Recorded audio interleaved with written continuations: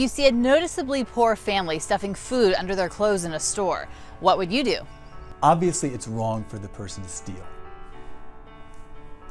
Let's start there. If you witness shoplifting, you probably have an obligation to let someone know that shoplifting is going on. It's often easy to just look the other way and pretend everything's fine, but we know that that's a problem in our world because we look the other way often too much about all kinds of stuff, child abuse, sexual harassment. I think it's better if we don't look the other way. Doesn't mean we have to intervene, but it means that we should let people know what's going on. They're getting ripped off.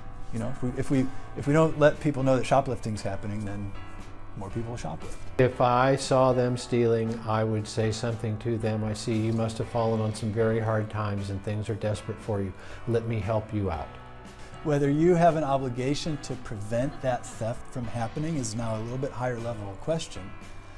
But if we want to have institutions that function properly, where we can trust what's going on and they can make a profit, because we need stores to stay in business, right? We do need to sort of prevent shoplifting. This is me personally. I would go to the front of the store and I would get a basket for them, a cart, and I would approach them and ask them to put everything in the cart and go ahead and finish out shopping what they were looking for, and I would pay for it. You want to be a real good Samaritan, you go up to the person and say, oh, I see that you're having a hard time.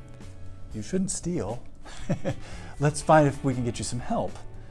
That, of course, requires a lot of effort on your part. And I know, as I said, a lot of people will claim that they would do that, but they probably wouldn't. I mean, we're busy. You're in the store, you're trying to get your stuff and get out of there and go do it. Who has the time to now take a homeless person to the homeless shelter? Studies in Virtue, where it shows that people often say, here's what I would do. They make themselves out to be very benevolent and kind. And in truth, they don't.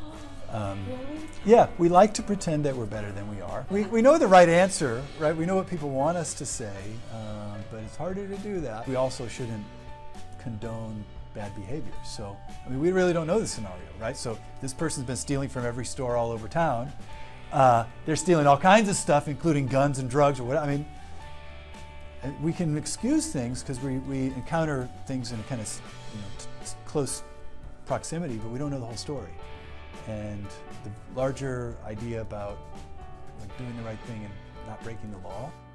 Ethics are what separate us from other businesses. One of the things that we do is outreach to businesses to be showcased for their honesty, their integrity, and their ethics in the marketplace. We're thrilled that Fresno State and the Better Business Bureau have chosen to collaborate on two ethical programs, and that is the Ethical Marketplace Individual and the businesses that we recognize. If you're not doing business as part of the BBB, you're doing business in the dark. And join us for the luncheon May 9th.